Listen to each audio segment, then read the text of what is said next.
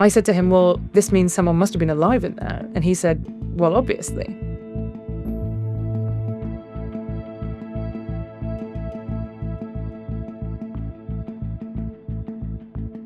I found a reference in the case files that I was going through to a phone call that had apparently been made at 6:09 in the morning. It was a 999 call, so an emergency call from inside the farmhouse. And at 6:09, Jeremy had been standing outside with the police since 3:48 a.m. So he'd been out there for ages. Everyone inside was ultimately found shot in the head. So there was no way that if Jeremy was the killer, someone was still alive inside the farmhouse at 6:09 in the morning and able to call the police. I saw that the person that was listed as taking the call was this man, Nick Milbank. And so I found him. He actually still worked for Essex Police, and I just called him up and said, hey, I hear you were monitoring the phone lines that night.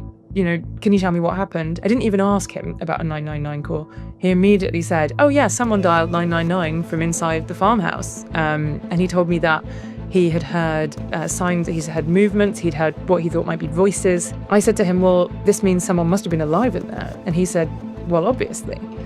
And then more extraordinary than that, I said to him, well, how come you've never testified about this? And more than that, there's actually a statement in your name that's been produced by police which makes no mention of this call whatsoever.